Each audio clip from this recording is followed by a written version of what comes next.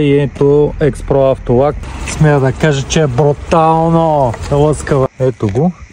Детайла, красив, пълен с дръскотини. Глян кеф, ала? Тук не знам от какво са получили тия красоти. Започваме работа по автомобила, ще го облепим и следете процеса.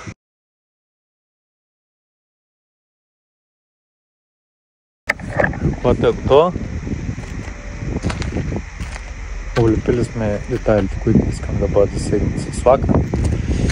И така, започваме работа. Така, ето го и обезмъслителя X-Pro. Започваме с него, като преди това сме измили добре старателно колата. Обезмъсляваме добре. Бърсваме, за да премахнем мазнините от калника, за да може хубаво да залепне лака.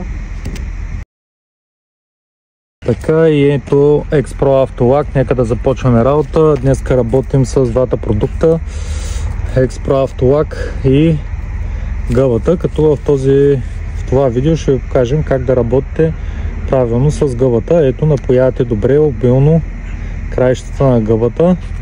Напоявате я добре, без да пръскате отвън, разбира се, пилейте лака. Хубаво трябва да са покрити ръбовете. Добре я напоявате, обилно. Тук трябва да споменем и че при работа с гъбата трябва да поддържате през цялото време така мокра, като добавите по-малко продукт. Ето го. Е така трябва да ви изглежда гъбата. И започваме.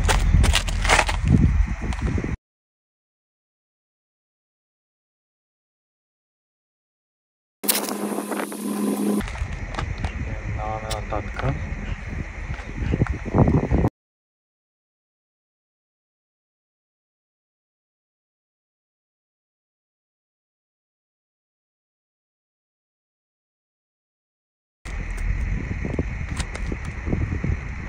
Ето е вече готова обработка на колата.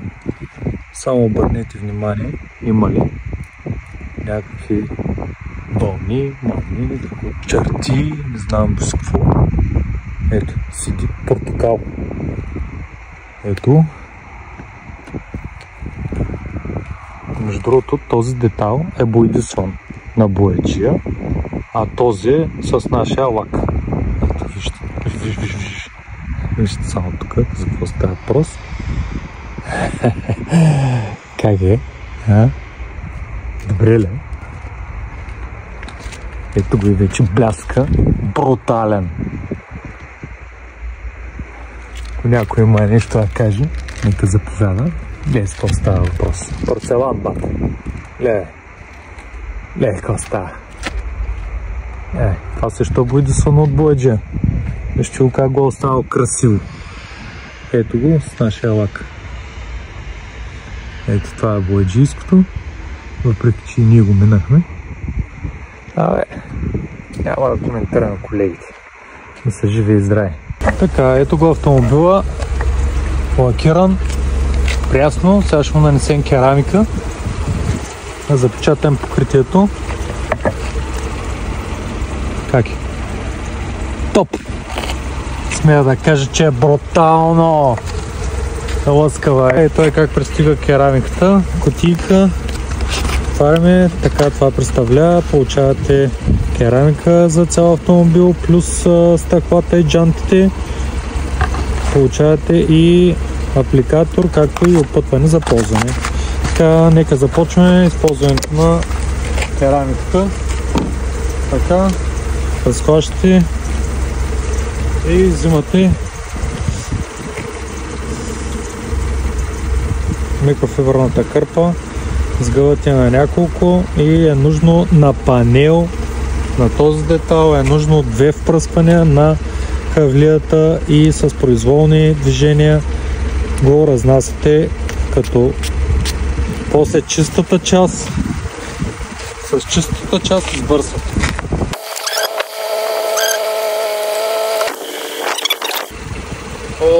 Приятелю, какво правиш, моето момче? Снимам клип, моето момче. И ти ли искаш да лакираш? Няма. Ай, бягай, после ще дам да яде. Така, и ето сега с чистата част, тук с тази работихме, с чистата част сега ще избършим устата.